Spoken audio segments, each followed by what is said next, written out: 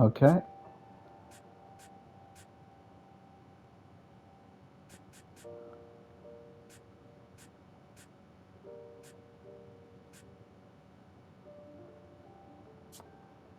Let's go, Lewis.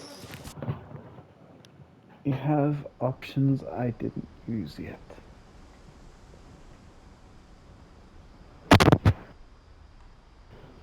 Lewis's room smelled very, very familiar. That part of him lived on.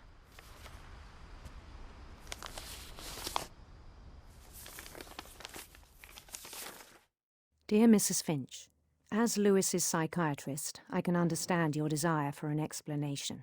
As I see it, the trouble began in January, shortly after we convinced your son to seek treatment for substance abuse. Newly sober, I believe Lewis first noticed the monotony of his daily life.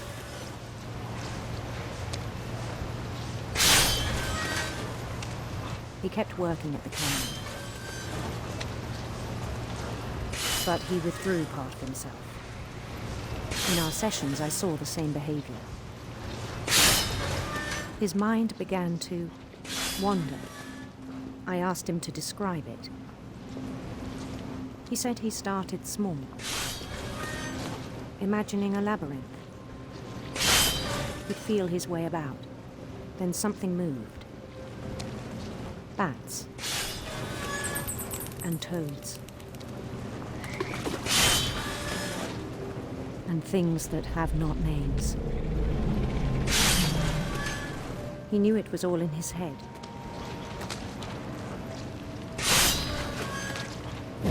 But he took it very seriously. I had hoped he'd find himself.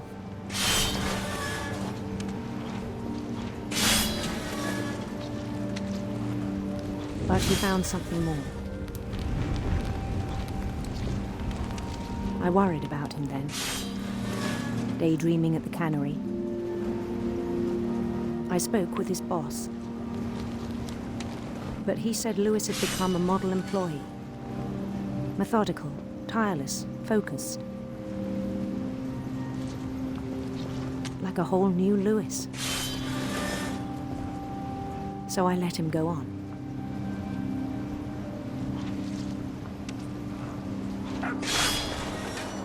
I even encouraged him. It seemed very promising at first. He told me he'd made a new friend.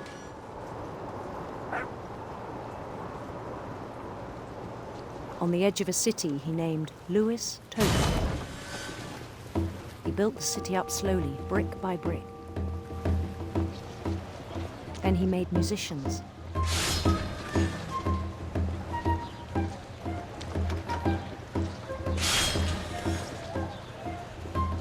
And songs for them to play. He talked about starting a band.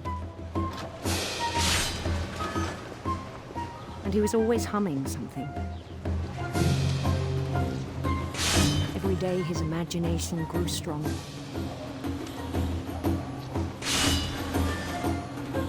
He no longer spoke at the cannery. But his chopping was as reliable as ever. Then one day it struck him that all the cheering crowds, even the stones under his feet, were all in his imagination, so he could do whatever he wished.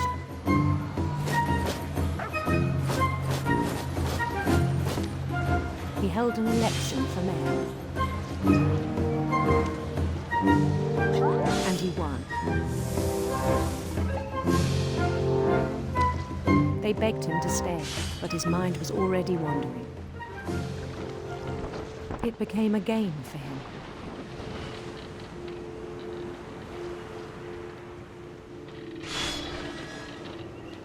He'd conquer a city, then immediately push on.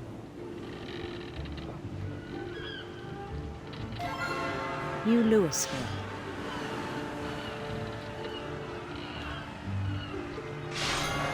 St. Louis. He started drifting away from our reality.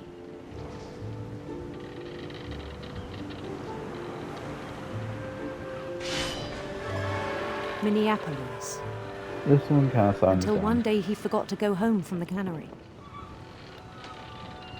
Even as his mother pleaded with him, part of Lewis kept sailing on.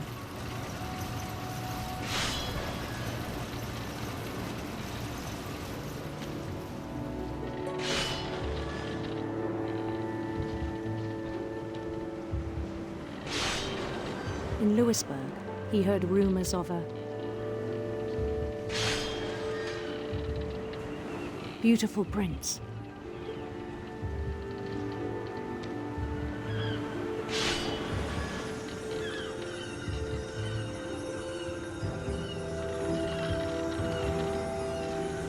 The prince was on his own quest for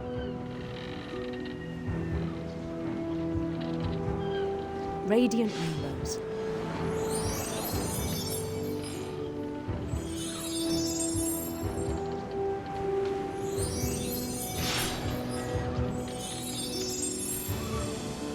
He followed the sound of his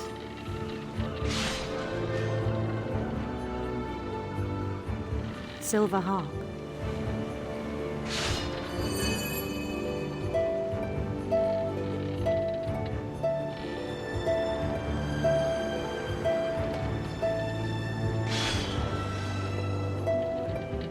His chase led him to a golden palace east of the sun and west of the moon.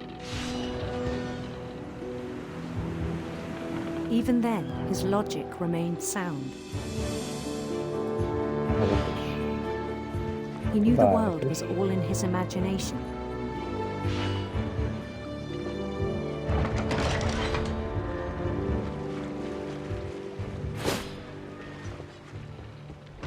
But he was so proud of having created it.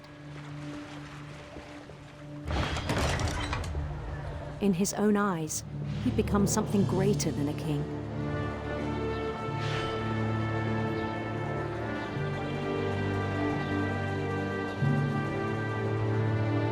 For someone who'd never known success in the real world, I think it was overwhelming. And then it struck him that the real Lewis was not the one chopping salmon, but the one climbing the steps of a golden palace.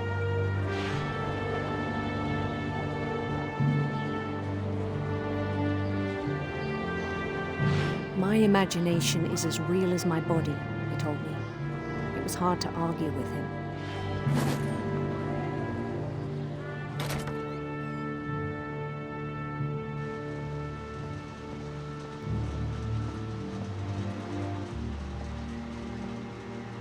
He began to forget the world we know.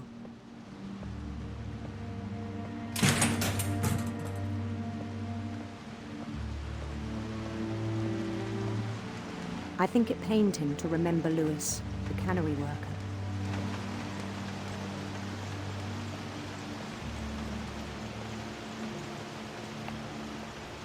all that glitters is not gold. Where He there's began to light, despise the man with a royal contempt. there's always dark.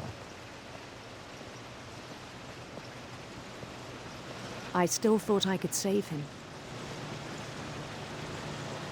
Even after he said he was being crowned king over all the lands of wonder. The palace would be packed with his companions.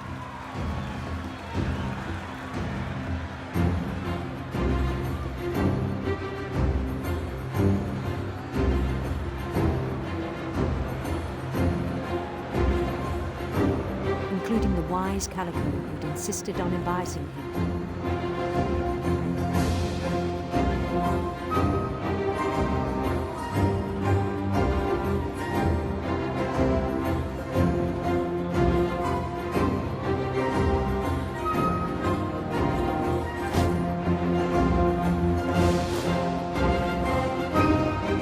So I just His prince waited, holding his crown.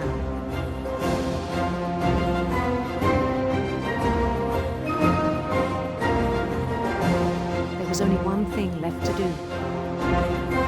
run.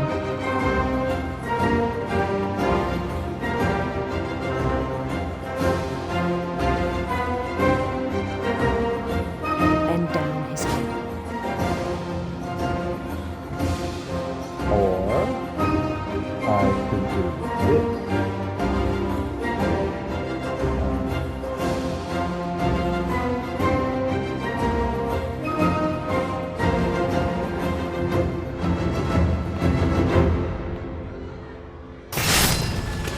rest, I think you know. Mrs. Finch, your son was a kind man who will be missed by all of us who knew him.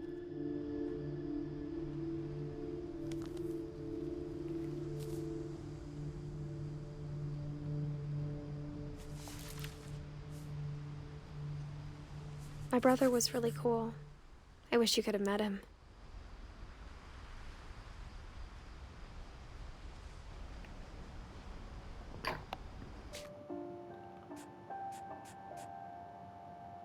I guess there's no differences.